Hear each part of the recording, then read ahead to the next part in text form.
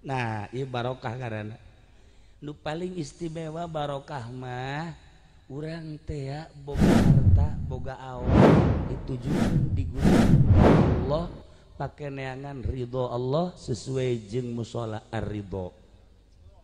Urang cicing di dieu meh hayang menang ridho Allah, cicing di musola musolana musola ar-ridho, dagangna supaya menang ridho Allah, berpolitikna supaya menang ridho Allah, berbudayana supaya menang ridho Allah.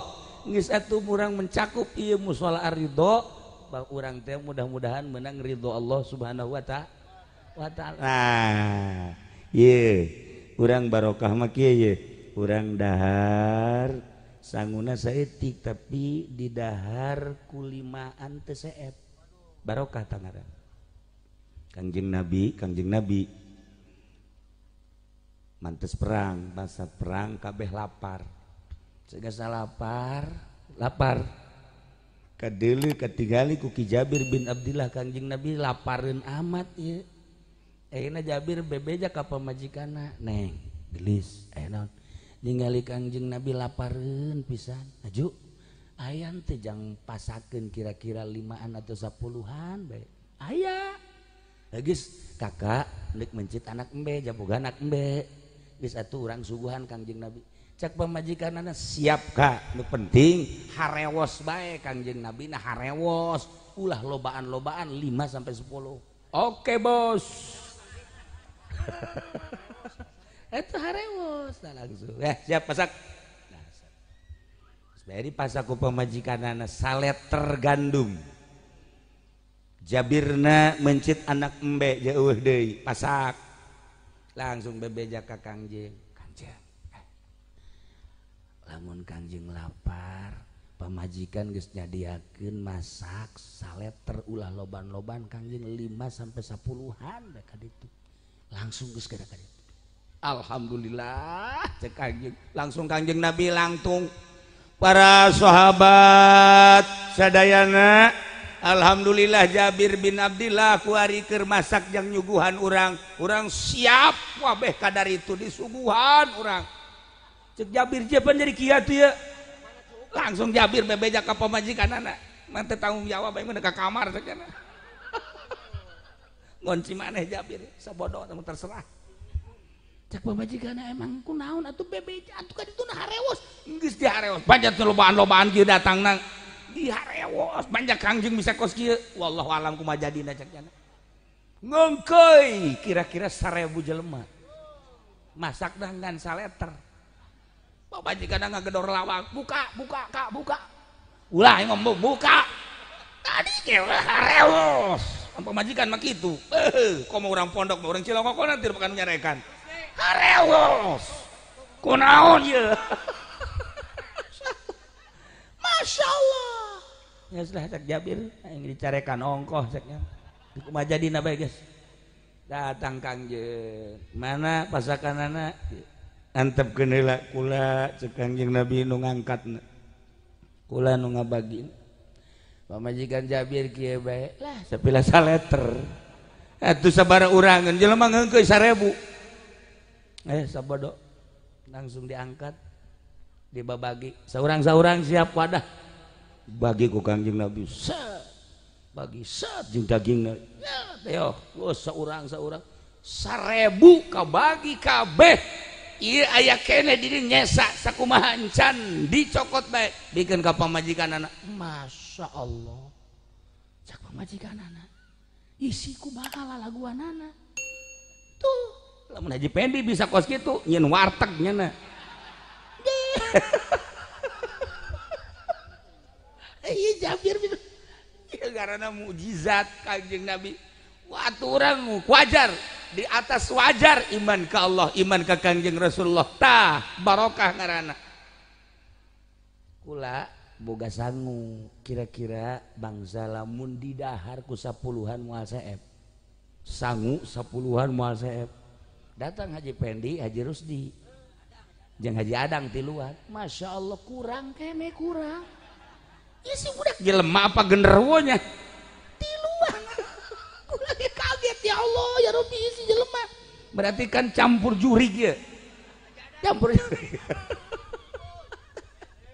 mantek ge mantek aya nu ngabarengan ngaranna dasim setan kan aya 10 ngaranna setan dasim teh lamun urang ka kamar nyana geus aya di tempat sare nyana siap di tempat sare ngabaturan urang antak lamun urang langsung teu babacaan nyana aya di dinya nyana langsung ngarangkul ke urang dicekelan mata urang lamun pas subuh Allahu Akbar ditutupan celi urang jangan didengerin dasim ta dasim nah ieu mata dikiekeun we dikiekeun eta deuk beuntak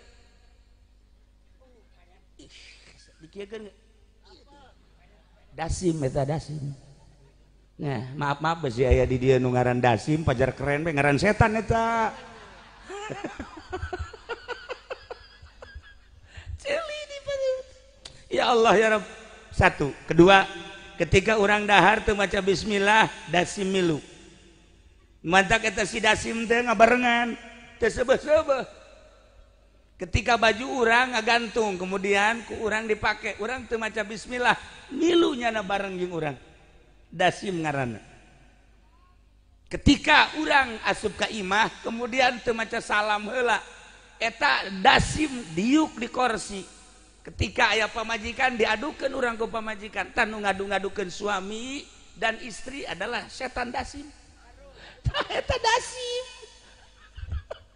para jamaah kaum muslimin tengetkeun da si dasim teh nya geus urang lamun deuk ka imah assalamualaikum mun aya jelema di jero pamajikan urang mana ya assalamualaikum eueuh ganti ku ari eueuh sasama assalamu alaina wa ala ibadillahi sholihin nah lamun urang deuk dahar maca bismillah bahkan nu hebat mah maca bismillahna 1000 dek dahar teh 1000 mal kaburu dahar tuh bismillah wiridan we kaburu seubeuh lain seubeuh nek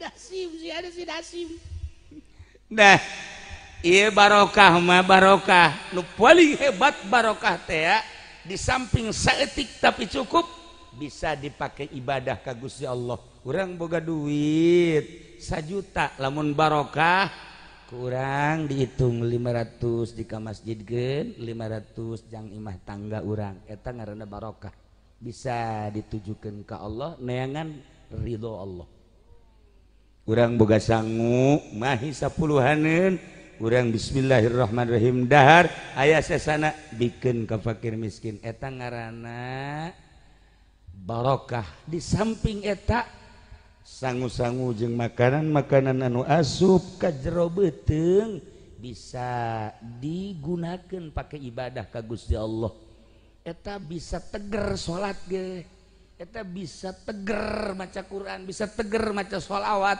nah eta ngaranna makanan anu asup ka jero barokah ielah la fatahna alaihim barakatim minas samai wal ard barokah ngaranna aya jelema nu dahar seubeuh tapi barang adanya suara azan nyana culak cilep bandeng amat tak azan Allahu Akbar aki-aki nu azanna aja pendi masalah ya serak basahnya Allahu Akbar cak masyarakat irapaehna teh si budaknya teu daeun adanya azan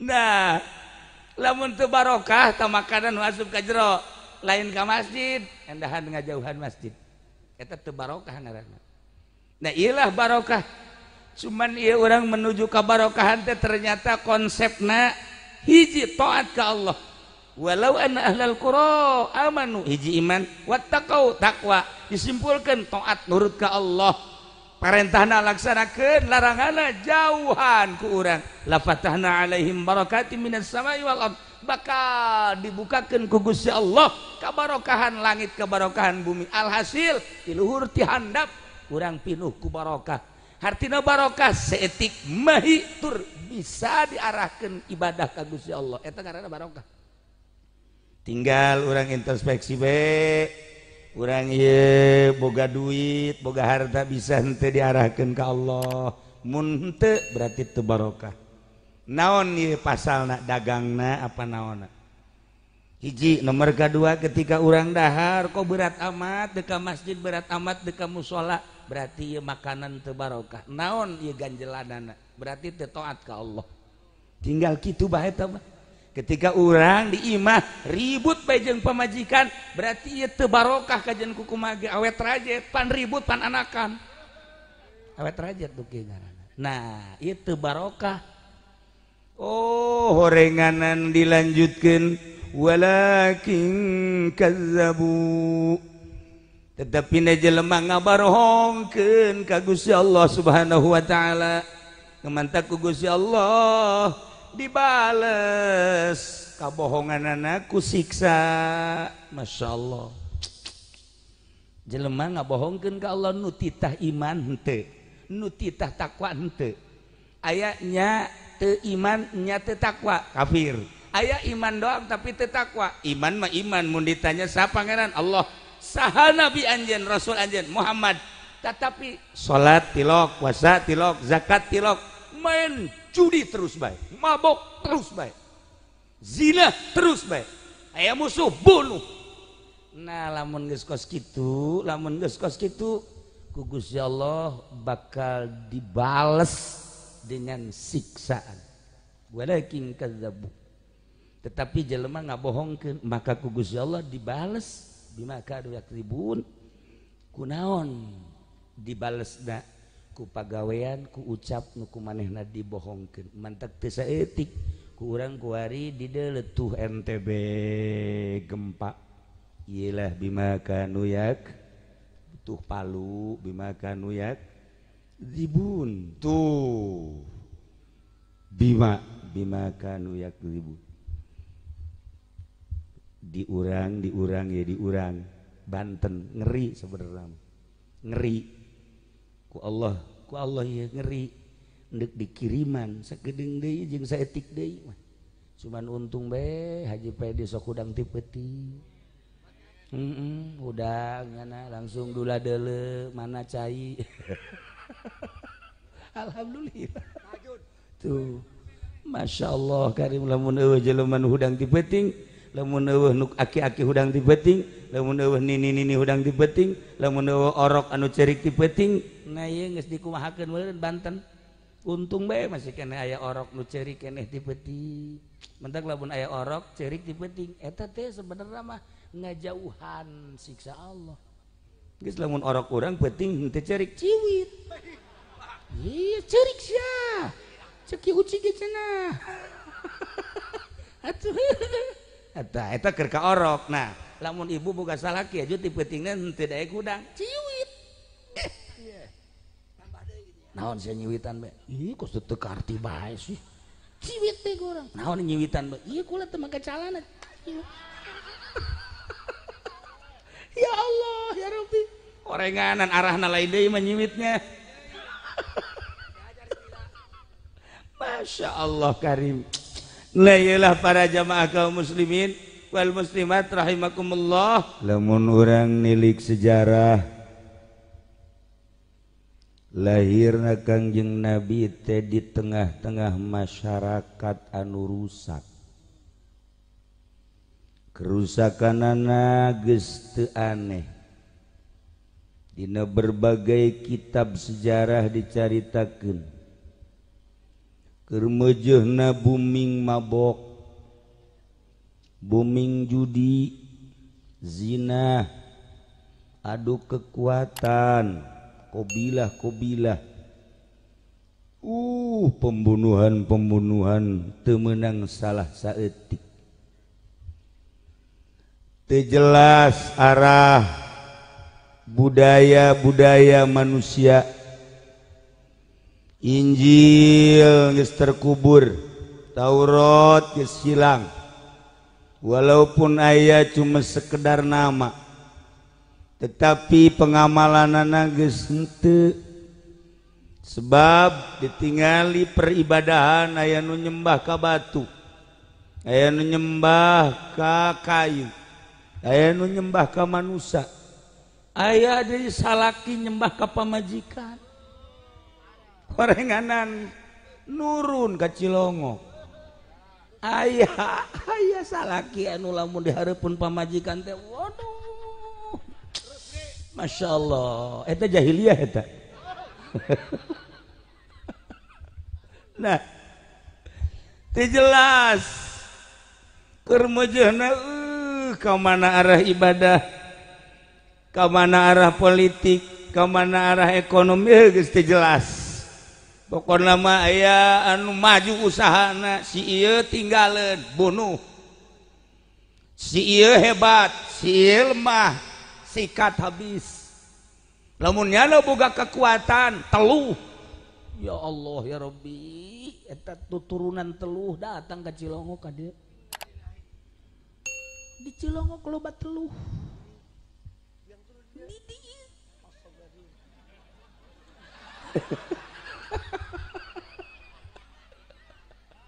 oh teluh barang di deuleu KTP na mah orang pondok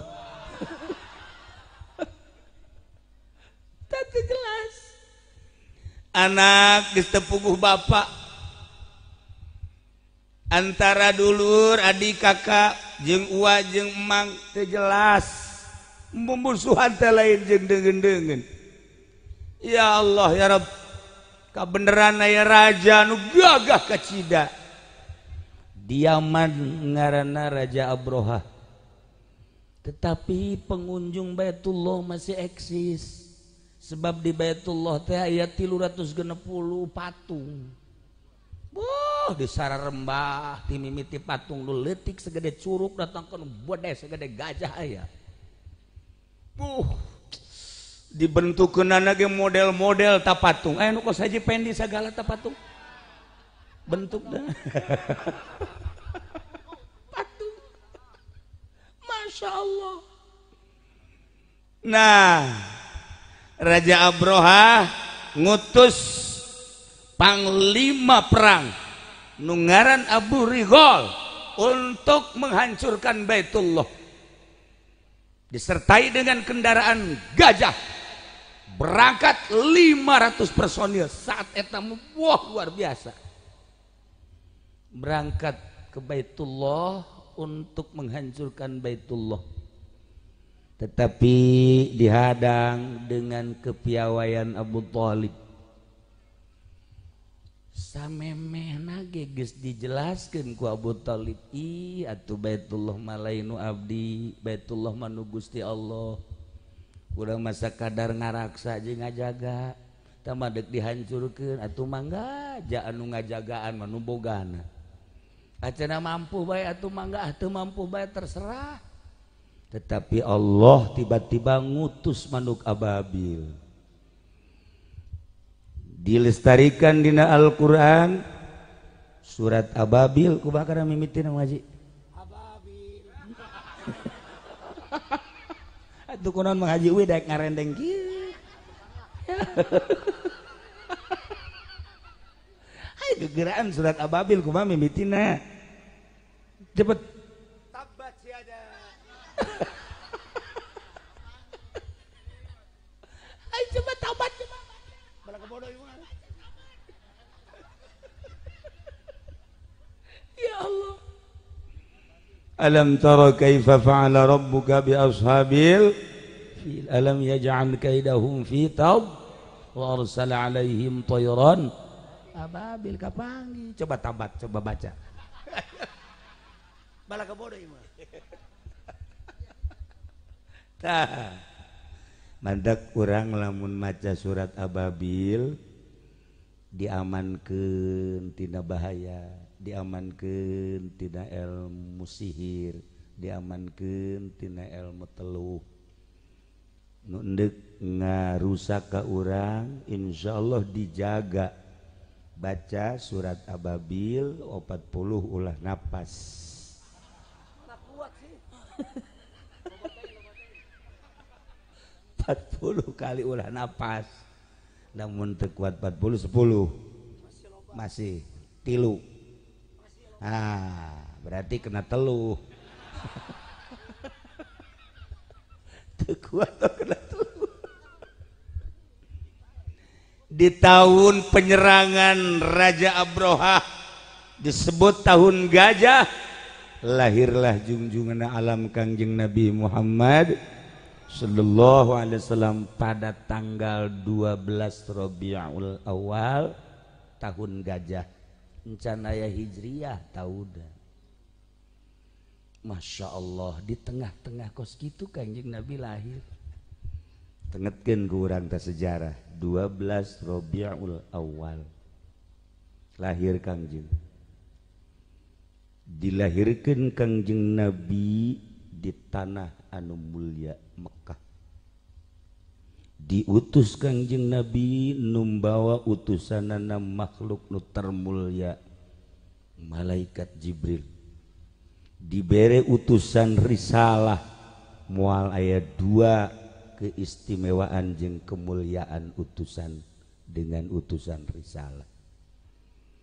Dibere mukjizat anu paling istimewa dibandingkeun jeung mukjizat samemehna moal aya bentukna Al-Qur'anul Karim.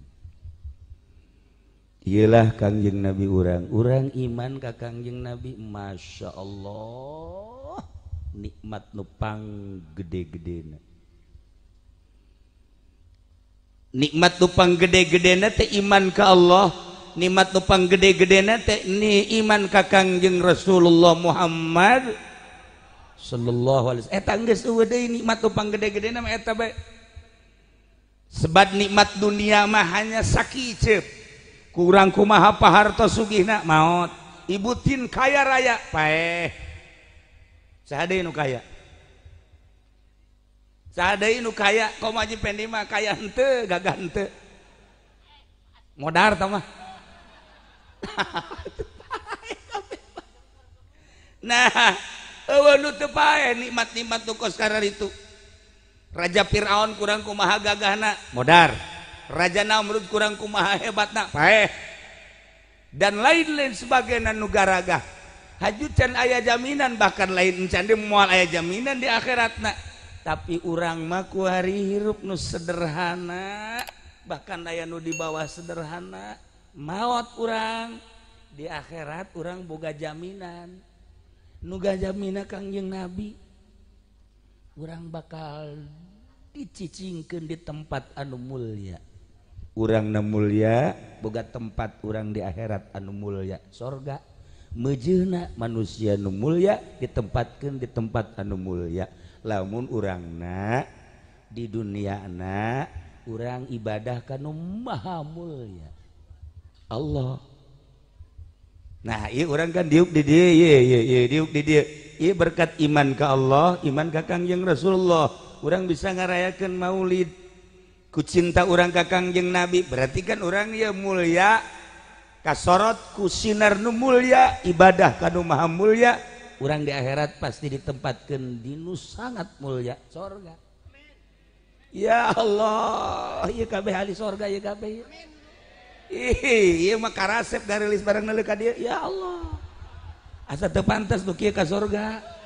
Atuh urang teu betah di sorga ya ieu. Atuh teu betah, urang usul ka malaikat Ridwan. Nu ieu mah ulah dikasurgakeun. Atuh di dunia ge urang teu betah komo di akhirat. Ngan nyana lamun dikasurgakeun dirobah beungeutna. Haji Pendi jadi kasep. Kabehan. Kasep. Kitulah para jamaah kaum muslimin wal muslimat rahimakumullah. Jadi modal nah iman geus boga modal iman indah.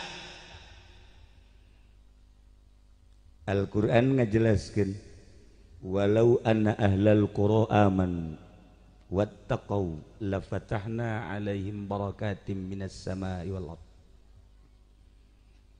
Tah iya walau anna ahlal qura lamun bae ahli kampung Cilongok, walau anna ahlal qura lamun bae ahli kabupaten Tangerang, walau anna ahlal qura lamun bae provinsi Banten, walau anna ahlal qura lamun bae sa Indonesia amanu iman ka Allah, percaya pangeran teh Allah, lain patung, lain kayu, lain mata poe, lain bulan, lain duit, lain jabatan, lain pemajikan. Allah amanu iman wattaqau takwa ka Gusti Allah sesuai dengan aturanana anu dibawa ku Kangjeng Nabi urang nu kuarikeun diperingatkan. Nah, modalna dua, iman, takwa. Berarti intina taat ka Gusti Allah sesuai dengan syariat Kangjeng Nabi urang, Kangjeng Nabi Muhammad sallallahu alaihi wasallam. Kumaha tabalukarna? La fatahna alaihim barakatim minas samai wal ard. Allah bakal mukakeun kabarokahan langit, kabarokahan bumi.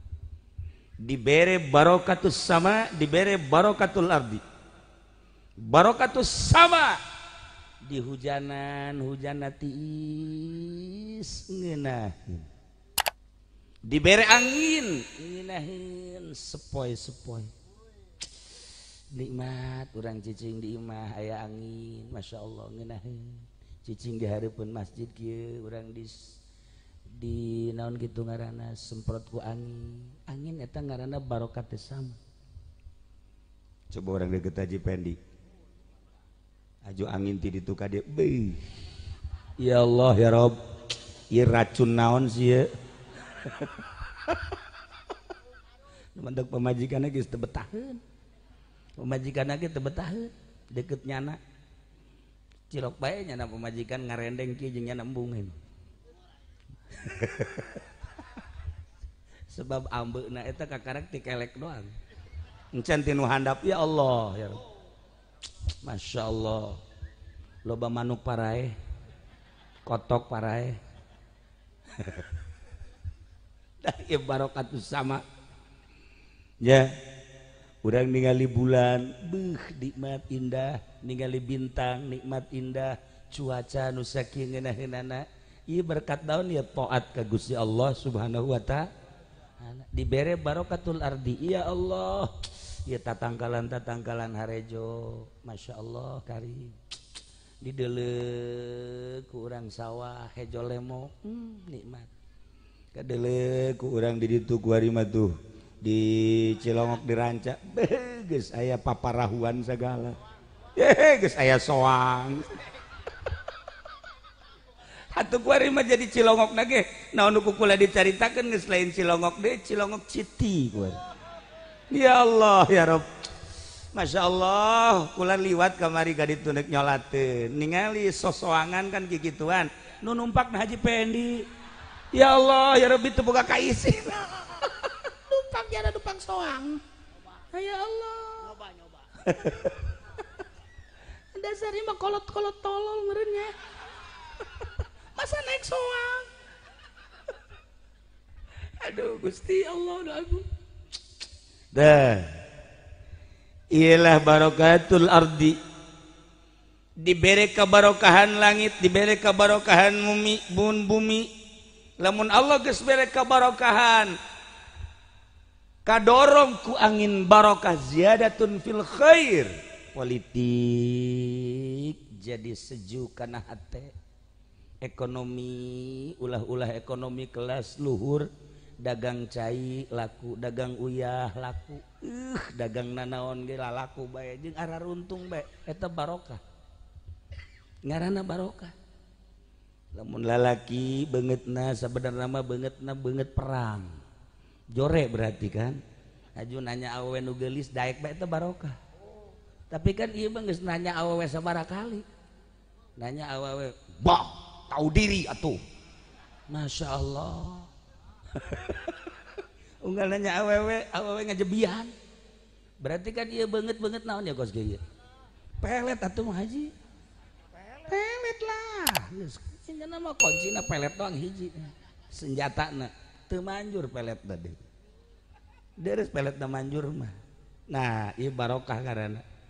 Nu paling istimewa barokah mah urang teh boga harta, boga awak ditujukan digunakan ke Allah pakai neangan ridho Allah sesuai jeung musola ar-ridho. Urang cicing di dieu meh hayang menang ridho Allah, cicing di musolana musola ar-ridho, dagangna supaya menang ridho Allah, berpolitiknya supaya menang ridho Allah, berbudayana supaya menang ridho Allah. Geus atuh urang mencakup ieu musola ridho, urang teh mudah-mudahan menang ridho Allah Subhanahu wa ta'ala. Nah, ieu urang barokah mah kieu ye. Urang dahar sanguna saeutik tapi di dahar kulimaan teu seep. Barokah tangaran. Kangjeng Nabi mantes perang, masa perang kabeh lapar. Segasa lapar. Kadeuleu katingali ku Ki Jabir bin Abdillah Kangjeng Nabi lapareun amat ieu. Ayeuna Jabir bebeja ka pamajikanna, "Neng, gelis, aya naon?" Ningali Kangjeng Nabi lapareun pisan. "Aju, ayan teh jang pasakeun kira-kira 5an atau 10-an bae." "Aya." "Geus, kakak neuk mencit anak embe, jaboga anak embe." Geus atuh urang suguhan Kangjeng Nabi. Cak pamajikanana, "Siap Kak, nu penting harewos bae." Kangjeng Nabi nah harewos, ulah lobaan-lobaan 5 sampai 10. "Oke, Bos." Itu harewos nah langsung. Siap pasak. Nah, sepedi pasak ku pamajikanana saleter gandum. Jabirna mencit anak embe jauh deui pasak. Langsung bebeja ka Kangjeng. "Kangjeng, lamun Kangjeng lapar, pamajikan geus nyadiakeun masak saleter ulah loban-loban Kangjeng 5 sampai 10-an da ka ditu." Langsung geus kada ka ditu. Alhamdulillah cek Kangjeng. Langsung Kangjeng Nabi langtung para sahabat sadayana. Alhamdulillah Jabir bin Abdillah kuari keur masak jang nyuguhan urang siap wabeh kadar itu disuguhan urang. Cek Jabir je pan jadi kieu teh ya. Langsung Jabir bebeja ka pamajikanana. Manteu tanggung jawab aing mah ka kamar sakana. Ngonci maneh Jabir sabodo teh terserah. Cek pamajikanna emang kunaon atuh bebeja atuh ka ditu nah harewos. Geus di harewos banyak lobaan-lobaan kieu datangna. Di harewos banyak Kangjeng bisa kos kieu. Wallahu alam kumaha jadina cek jana. Ngengkeuy kira-kira 1000 jelema. Masak dengan saleter. Pamajikanna ngagedor lawang, "Buka, Kak, buka." Ulah ngomong buka. Tadi ke harewos. Pamajikan mah kitu. Komo urang pondok, urang Cilongkok nanti bukan nyarekan. Harewos. Kunaon ye? Masya Allah. Ya sudah cek Jabir yang dicarekan ongkoh ceknya. Kumaha jadina bae geus. Datang Kangjeng. Mana pasakanana? Antepkeun heula kula cek Kangjeng Nabi nu ngangkatna. Kula nu ngabagin. Pamajikan Jabir kieu bae. Lah sapilah saleter. Atuh sabaraha urangan jelema ngengkeuy 1000. Sabodo. Langsung diangkat. Dibabagi saurang-saurang siap wadah bagi ku Kangjeng Nabi bagi jeung dagingna ya saurang 1000 kabagi kabeh ieu aya kene di dieu nyesa sakumaha encan dicokot bae dikeun ka pamajikanana. Masya Allah cak pamajikanana isi kumaha lalaguanana tuh lamun Haji Pendi bisa kos kitu nyeun warteg nyana. Iya Jabir karena mukjizat Kangjeng Nabi. Waktu orang wajar di atas wajar iman ke Allah, iman ke Kangjeng Rasulullah. Tah barokah ngaranna. Kula boga sangu kira-kira bangsa lamun di dahar ku 10-an moal saep. Sangu 10-an moal saep. Datang Haji Pendi, Haji Rusdi. Jeung Haji Adang tiluan. Masya Allah kurang kene kurang. Ya si budak jelema apa genderuwo nya tiluan. Kurang kaget ya Allah ya Rabbi isi jelema. Berarti kan campur jurig ya. Campur jurig. Mantek ge. Mantek aya nu ngabarengan ngaranna Dasim. Setan kan aya 10. Ngaranna setan Dasim. Setan Dasim teh lamun urang ka kamar nyana geus aya di tempat sare. Nyana siap di tempat sare ngabaturan urang. Adak lamun urang langsung teu babacaan nyana aya di dinya. nyana langsung ngarangkul ke urang dicekelan mata urang namun pas subuh Allahu Akbar ditutupan celi urang jangan didengerin dasim tak dasim nah ieu mata dikiekeun we dikiekeun eta deuk beuntak dikiekeun dasim eta dasim nah maaf besi aya di dieu nu ngaran dasim pajar keren we ngaran setan eta celi di ya Allah ya Rabb satu kedua ketika orang dahar teu maca bismillah dasim milu mantak eta si dasim teh ngabarengan teu seubeuh-seubeuh ketika baju urang ngagantung kemudian ku urang dipake urang teu maca bismillah milunya na bareng jeung urang dasim ngaranna ketika urang asup ka imah kemudian teu maca salam heula eta dasim diuk di kursi ketika aya pamajikan diadukeun urang ku pamajikan tanu ngadu-ngadukeun suami dan istri adalah setan dasim ngaran mulai tah pamajikan teh ngomong kak kanyahoannya naon henteu salam berarti tas nganjang ye siap nyanyahoanan dah apel kajen kumaha ulah sok suuzon kulo ge jaho di HP-na aya sia sok aju ngamimitian kos kitu bae imah tangga urang ieu dah dipercaya ieu mah kadeuluna ge meni luis kitu dasim teh ada terus saksi dasim terus itu sedek aja si dasim bebeja ka salakina ulah ngomong lamun pamajikan keur malah urang ngomong cicing lah cicing bae bangun hebat tuh nya cek pamajikan ai bener bah kan cicing bae kan ngaku atuh jelema mah aing ngomong salah atuh ngomong salah cek salakina mulai darder teu saeutik dicilongok nu ribut suami jeung istri eta dasim madak lamun pamajikan orang marah cekel ku urang celina adanan geus selicia aya si dasiman kajeun kumaha ge adanan ku urang dasim eta Masya Allah nah iyalah di imah urang aya setan ngaranna dasim mun dahar teh seubeuh-seubeuh dibarengan ku dasim mun urang make baju make celana make samping henteu bismillah heula eta dasim di tempat sare urang si dasim nah tepuguh teu karuh urang noel pamajikan merek kenal pot eta dasim eta ditoel ku Haji Pendi dah ku alpoel bae ku sumbere duit bae dasim atuh duit mah urusanna lain deui engke ieu mah urang mah lah teu bisa enggak lah eta dasim mulai eta ribut loba jelema nu ribut di tempat sare teu kudu jauh-jauh neangan nu jauh anu aya di dieu ge sebenarnya di panggung ye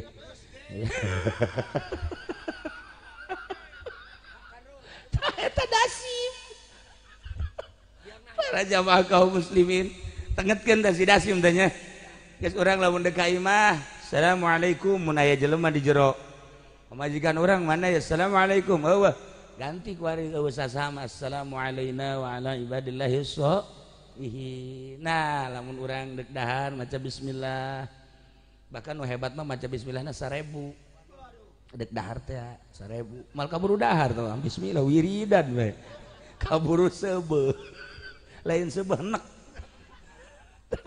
dasim sih ada si dasim nah iya barokah mah barokah nu paling hebat barokah teh ya di samping saeutik tapi cukup bisa dipakai ibadah ka Gusti Allah urang boga duit 1 juta lamun barokah kurang dihitung 500 di ka masjidkeun 500 jang imah tangga urang eta ngaranna barokah bisa ditujukan ke Allah neangan ridho Allah urang boga sangu mahi 10-aneun urang bismillahirrahmanirrahim dahar aya sesana bikeun ka fakir miskin eta ngaranna barokah di samping eta sangu-sangu jeung makanan-makanan anu asup ka jero beuteung bisa digunakeun pakai ibadah ka Gusti Allah eta bisa teger salat ge eta bisa teger maca Quran bisa teger maca sholawat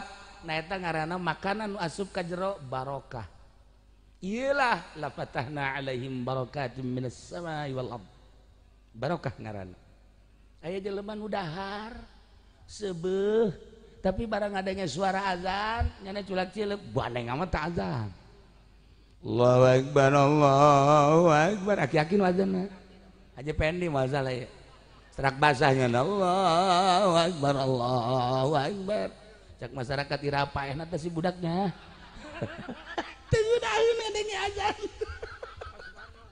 Nah, lamun teu barokah ta makanan nu asup ka jero, lain ka masjid, endahan ngajauhan masjid. Eta teu barokah ngaranna. Nah, iyalah barokah. Cuman ieu urang menuju ka barokahan teh ternyata konsepna hiji taat ka Allah. Walau anna ahlal qura amanu hiji iman wattaqau takwa disimpulkeun taat nurut ka Allah. Parentahna laksanakeun laranganna jauhan ku urang la fatahna alaihim barakatim minas samai wal ard bakal dibukakeun ku Gusti Allah kabarokahan langit kabarokahan bumi alhasil ti luhur ti handap urang pinuh ku barokah hartina barokah seetik mahi tur bisa diarahkeun ibadah ka Gusti Allah eta ngaranna barokah tinggal urang introspeksi bae urang ieu boga duit, boga harta bisa henteu diarahkeun ka Allah. Mun henteu berarti teu barokah. Naon ieu pasalna dagangna apa naonna? Hiji nomor kadua ketika urang dahar kok berat amat deka masjid berat amat deka mushola berarti ieu makanan teu barokah. Naon ieu ganjelanana? Berarti teu taat ka Allah. Tinggal kitu bae eta mah. Ketika orang di imah ribut bae jeung pamajikan berarti ieu teu barokah kajen ku kumaha ge awet rajet pan ribut pan anakan awet rajet tuh ngaranna. Nah ieu teu barokah. Oh horenganan dilanjutkeun walakin kazzabu tetapi na jelema ngabarhongkeun ka Gusti Allah Subhanahu wa taala ngemantak ku Gusti Allah dibales kabohonganana ku siksa.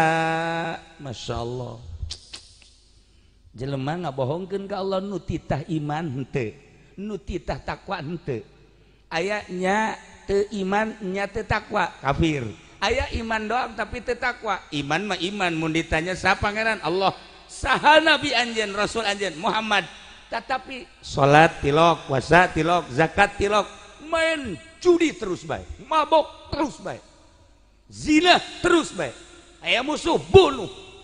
Nah lamun geus kos kitu, ku Gusti Allah bakal dibales dengan siksaan. Walakin kadzabu. Tetapi jelema ngabohongkeun maka ku Gusti Allah dibales bima kadu yakribun. Kunaon dibalesna? Ku pagawean ku ucap nu kumanehna dibohongkeun mantak teu saeutik ku urang kuari di leutuh NTB gempa iyalah bima kanu yak butuh Palu bima kanu yak ribun tuh bima kanu yak ribun di urang Banten ngeri sebenarnya ngeri ku Allah ya ngeri ndek dikiriman sakedeung deui jeung saeutik deui mah cuman untung bae Haji Pedi sok udang ti peuting udang ngana langsung dula deuleu mana cai alhamdulillah tuh Masya Allah karim lamun eueuh jelema nu hudang ti peuting lamun eueuh nu aki-aki hudang ti peuting lamun eueuh nini-nini hudang ti peuting lamun eueuh orok anu cerik ti peuting nah ieu geus dikumahakeun meureun Banten untung bae masih keneh aya orok nu cerik keneh ti peuting mentak lamun aya orok cerik ti peuting eta teh sebenarnya mah ngajauhan siksa Allah geus lamun orok urang peuting teu cerik ciwit ieu cerik sia cek ki uci ge cenah atuh eta keur ka orok. Nah lamun ibu boga salaki aju ti peutingna teu daek hudang ciwit naon sia nyiwitan bae ih kos teu karti bae sih ciwit teh urang naon nyiwitan bae ieu kula teu make calana ya Allah ya Rabbi korenganan arahna lain deui menyimitnya. Masya Allah karim. Nah para jamaah kaum muslimin wal muslimat rahimakumullah, Kangjeng Nabi lahir 12 Rabiul Awal tahun gajah. Kemudian Kangjeng Nabi diutus setelah 40 tahun di Mekah. 13 tahun Kangjeng Nabi di Mekah dakwah, diusir ngalih ke Madinah. 10 tahun Kangjeng Nabi di Madinah dakwah, cuman 23 tahun berhasil luar biasa. Tanggal 12 Rabiul Awal tahun 570 hiji wafat Kangjeng Nabi. Tahun 11 Hijriah nah berarti 12 Rabiul Awal tahun 11 Hijriah 571 Masehi wafatlah Kangjeng Nabi. Dilanjut ku para sahabat khulafaur rasyidin, lanjut ku para tabi'in, lanjut ku atba'at tabi'in. Begitu menang 300 tahun mulai Yahudi nu terusir di Madinah, Nasrani anu terusir tumbuh kembali. Tahun 350 mulai pesat deui Yahudi. 400 udah bisa menguasai Israel. Aqsa nu tadina eksis jadi masjid, kemudian kuari dirubah menjadi gereja. Nah, iya sejarah seperti kos gitu. Loba masjid-masjid dijadikan gereja. Tidinya Islam ciut luar biasa. Masya Allah. Mengharapkan pemimpin anu handal teu aya 450 can aya. Ternyata tahun 500 setelah Kangjeng Nabi Hijriah 580 muncullah seorang Sultan Salahuddin Wahid. Salahuddin Wahid batu teh Jawa Timur. Salahuddin Al-Ayyubi. Nah, berpikirnya Turki hancur, Irak hancur, Israel luar biasa, Aqsa dikuasai ku Yahudi. Bizantium naik kembali setelah hancur ku para sahabat. Tidilah berpikir, maka Salahuddin Al-Ayyubi membuat satu pengumuman. Siapa yang bisa sayembara, saha anu bisa mengagungkan Kangjeng Nabi melalui syairan-syairan, atau mengagungkan Kangjeng Nabi melalui bahasa-bahasa di setiap negara. Sayembara sadunia berkumpul di Mesir. Tidinya daratan ti unggal negara, ya Mesir sendiri, ya Irak, ya Iran, Suriah, termasuk di Libanon, terus ke belah dina Turki, terus ke belah terus kabeh menya naon gitu ngaranna naon ngucapkeun membacakeun pujian-pujian Kangjeng Nabi. Wah, dengan berbagai bahar, berbagai bahasa, langsung ditilai nu menang adalah Ja'far Al-Barzanji. Etalah Barzanji, assalamu alayka zainal anbiya, assalamu alayka, assalamu alayka atqal atqiya, assalamu alayka, terus sampai selesai, sampai asyaqal badru alaina. Terus kadituna eta nu menang, nu mantak kemenangan eta terus dijadikan momen ku Ja'far ku Salahuddin Al-Ayyubi, dijadikan muludan terbesar sadunia di Mesir. Korenganan isi maulidanana tidak lain, kita siap menggempur Israel supaya Aqsa menjadi masjid kembali. Dengan keistimewaan Salahuddin Al-Ayyubi, seluruh negara yang hadir saat eta siap apapun yang terjadi diserang. Setelah ditatap penyerangan-penyerangan, alhamdulillah menang deui. Setelah menang dikuasai deui Israel, Aqsa dijadikan masjid kembali. Teureun-eureun perseteruan antara Muslim dan Yahudi dan Nasrani tahun 580 geus terjadi permusuhan, geus terjadi perang anu luar biasa.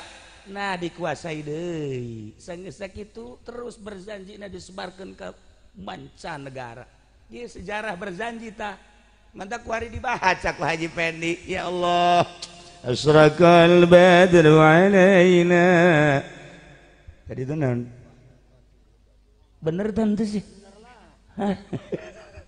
nah suarana doang teu kuat ngadeng Haji Pendi mah ya Allah suara garing Masya Allah nah ya etalah anta syamsun anta badrun anta nurun fauqa nurin anta iksiru wa ghalli anta misbahu suduri asli nama kos gitu tah asli dalagam ti Ja'far nama kos gitu baharna mun hayangnya bahar sakadaek nyaho bahar sagalanya na ya kos ngaji bae heran aing mah sebluk-sebluk ge nyaho ka bahar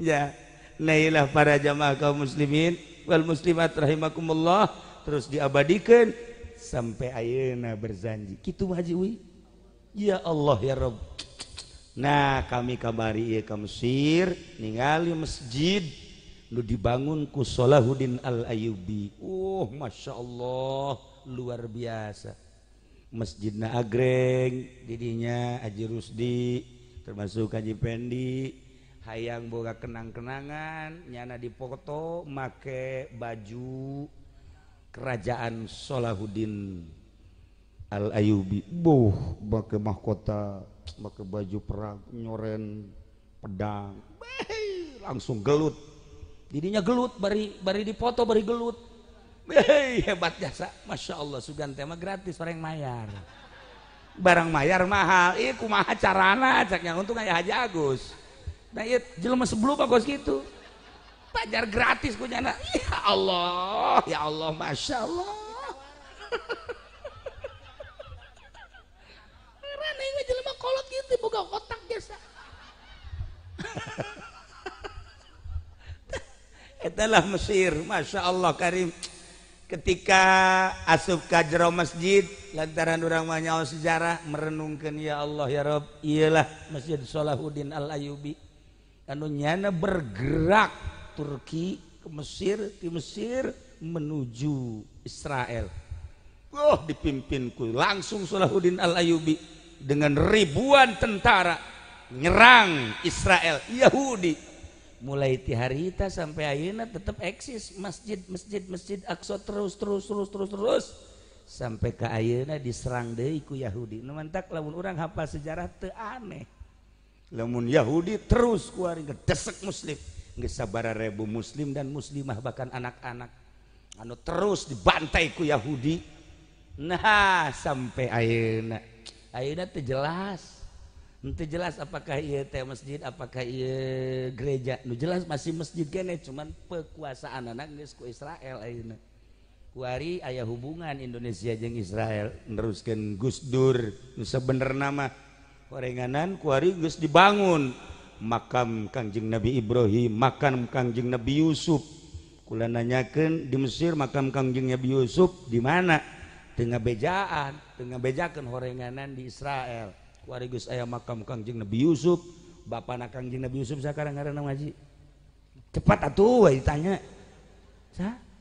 Ayub nu bener Ayub ya budak ya Allah teu nyaho kahitut bau basa Kangjeng Nabi Yusuf bapana Ayub tuh coba aing nanya kana ieu deui saha bapana teu nyaho deui ya Allah ieu ku aing dibawa-bawa bae dikekelek nu nyaho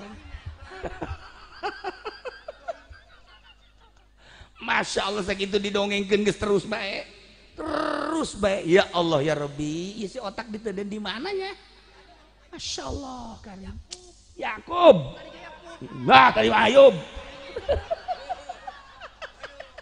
menang disabar dia ngarewas di tukang ya kajian hukumage tuh ya Allah ya Rabb kuari dibuka lebar-lebar untuk mengunjungi Israel mengunjungi Aqsa kuari mah keur zaman kula mah wah hese deuk ka Masjid Aqsa teh deuk ka Masjid Aqsa teh kuari mah bisa mudah terus diantar ke makam Kangjeng Nabi Ibrahim Kangjeng Nabi Yakub Kangjeng Nabi Yusuf dan nabi-nabi yang lainnya. Geus pugu jajaladeun mah Hebron Kangjeng Nabi Musa alaihi salam.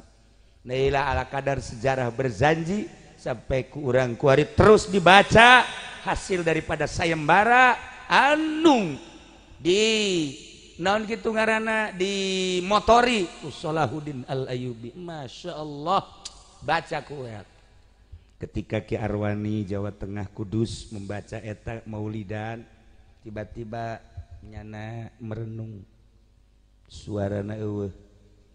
Begitu suarana eueuh langsung masuk ke kamar ngunci. Anak istri kabeh kaget, masyarakat kaget teu bisa dibuka sampai bubar maulidan. Setelah 2 hari ketigana baru keluar, bari kadeuleu matana sumut ceri. Ditanya teu daek dembalan, teu daek ngajawab. Begitu ngajawab terasa Kangjeng Nabi datang. Paingan sesengitanana luar biasa, kaambe ku kabehan. Kangjeng Nabi kan sengit. Batur kula pernah ngimpi kapanggih jeung Kangjeng Nabi haju dibere cai dina impianana diinum. Begitu hudang masih kene aya karasa caina di dieu. Eta sengit sungutna bae sengit sampai isuk-isuk sampai maghrib sampai peuting deui sengit bae. Kitu lamun ngimpi jeung Kangjeng Nabi. Coba urang ngimpi kapanggih jeung ieu. Masya Allah Karim. Hari iya sih sahanu ngisi di pelataran.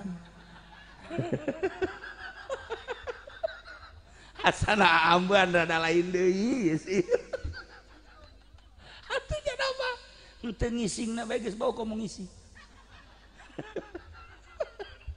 Kangjeng Nabi. Nah, aya deui nu kukula dicaritakeun ieu nya. Ieu mah moal dibejakeun jelemana mah. Maulidan di Cilongok tanggal malam 12 dibacalah berjanji. Setelah dibaca berjanji aya terasa nikmat di kolbuna ngeunaheun ceknya Masya Allah seumur hirup kakarak ngadenge maca berjanji tamat kemudian ngeunaheun dibere beta mah ku Allah ja ieu ge milu mulu dan jatuh ngomong kitu nya mah dula deuleu berkat mananya gimana mah lain ka berjanji dan berkat bae mah iya salah satu yang mal dibejakeun ku kula ieu jelemananya terus balik ke imah masih membawa perasaan nikmat ngeunaheun teu berjanji langsung sampailah ka imah. Begitu sampai ka imah cek pamajikanna Kak kakak make minyak naon sih jiban make minyak jan teu make asana seungit amat Kak. Masya Allah cek jana teh teu make. Tapi pamajikanna kan bager henteu suuzon. Tapi lamun pamajikan si ieu, nah pasti mampir ya. Pasti ya. Ayo ya, di kontrakan mana ya? Henteu pamajikanna ge emang surti salakina bager masalahna. Lamun bangsa nu ieu batu geus. Rajit ujianna. Inting-intingan. Ayo teh. Kasegit amat sih. Jan teu make minyak, masyaallah. Itu mah seungit teh pohara amat Kak. Terus kieu deui, kakak ngadahar naon sih? Jatuh ngadahar kok ieu kakak sugut seungit amat, sungutna ge ka ambeuna seungit ku pamajikanana. Ya Allah, ngobrol teh ngobrol seungit. Masya Allah, cek manehanana. Neng, kakak teu make minyak seungit jeung teu ngadaharna naon. Cuman kakak ngadengekeun berjanji ngeunaheun eta perasaan kana kolbu. Terasa ngeuna eta henteu ka henteu kacipta Kangjeng Nabi datangna ngan terasa ngeunaheun maca berjanji seseungitan pohara ka pamajikanna. Terus sampikeun ka tempat sare henteu kukumaha kieu bae cek pamajikanna bari ngagalendot. Kakak seungit amat sih. Seungit biasa cenah ieu ge seungit biasa bae. Ieu berjanji tadi baca masuk hati seungit. Barang isukna mah pamajikanna ngagalendot teh. Kak, seseungitan nu kamari jadi lain deui kuari mah Kak. Kakak balik deui ka asli deh Kak. Nah iya berjanji lain lalagaan mantak lamun kurang dibaca sorangan gara berjanji ieu mah macana sih rame-rame bae Haji Umen tah teu maca sorangan atuh men di imah ieu asyraqal badru alaina baca sorangan anta syamsun anta badrun ieu mah aya loba jelema dibaca sorangan tilok tololnya baca nah kadang salah. Kula makan di kamar teh baca sorangan gitu. Percaya ente mah Haji? Tuh bangun ngajebian tololnya. Bangun teu percaya teh gitu. Ngalujak murid ngalujak hiji. Baca kadang jeung pamajikan kula mah tanyakeun ge ka pamajikan. Diuk di dieu. Diuk nyana sila biasa kula maca. Walamma tamma min hamlihi syahrani ala ma syu'il aqwali mukhtalifatil marwiyatu fi bil madinati syarifatun munawwarat abwab. Kan pamajikan kula sok noel terangkeun atuh. Indah jasa bener tuh. Coba pamajikan mengaji. Pasti baca. Al jannatu wa na'imuha gandeng. Geus kanyahoan kajen teu kitu bah pasti kos nunggueun aheun bae teh sorak cek. Tufiya bil madinati syarifatil munawwarati abuhu Abdullah wa kana qad taza bi akhwalihi. Nah, kos kitu baca Quran cet ka diterangkeun nikmat. Para jamaah kaum muslimin wal muslimat rahimakumullah. Iyalah berarti sakali deui supaya tercatat tertera di dalam hati lahir Kangjeng Nabi 12 Rabiul Awal tahun gajah encan ayat tahun Hijriah karak tahun Masehi 571. Wafat Kangjeng Nabi setelah umur 63 tahun 12 Rabiul Awal tetap hari Senin pada tahun 632.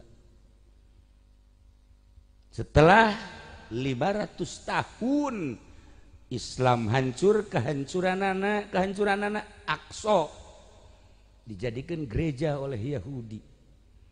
Tidinya diseranglah oleh Salahuddin Al-Ayyubi pada tahun 580 Hijriah.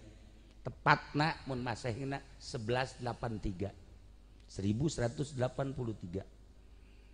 Direbut kembali Aqsa menjadi masjid dan berjanji terus diabadikan sampai ayeuna. Pesantren mana nun teu maca berjanji.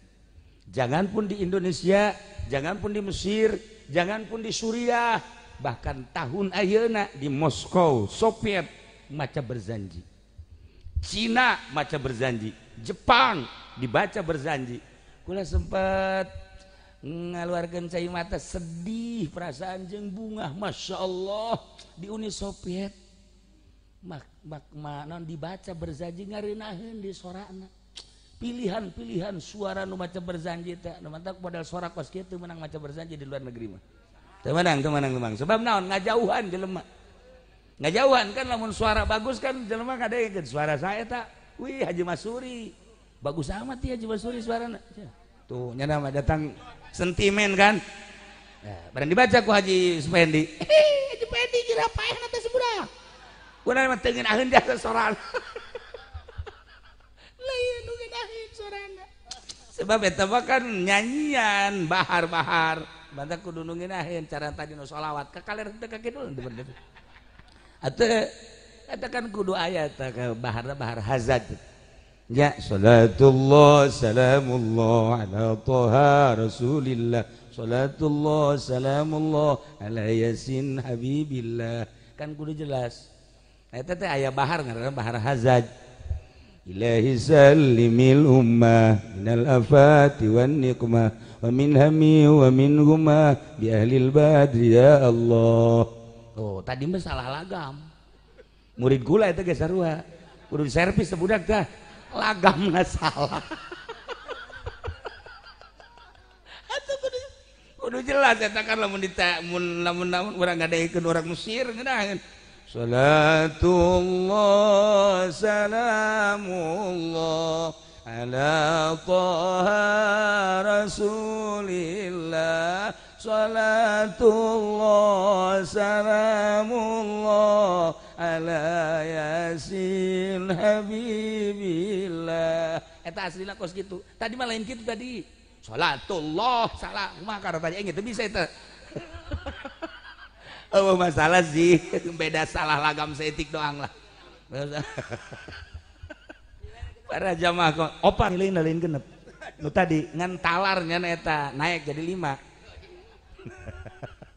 para jamaah kaum muslimin dan muslimat rahimakumullah Nah setelah urang nyaho sejarah terus sampai ayeuna berzanji kudu digurukeun berzanji abeh ngeunaheun nada-nadana ngadeh nada-nadana ngeunaheun eta Haji Umen kudu ngaguru tah nadana teu jelas kudu jelas nada tapi sakitu mah geus jelas kana mah sebab nyana cicing kan di pesantren Cilongok ngan nyana ngomong kenceng teuing asli gondrongna aya teh gondrong eta kan urang ge lamun ka gondrong teh hese ulah keur leutik diajak ka gondrong ditanya ku bapak kolotnya na lu kapan tong hah lu kapan tong apa sih lu kapan datang tong oh barusan ke iya apa sih tong hah apa sih tong apa sih lu sama siapa tong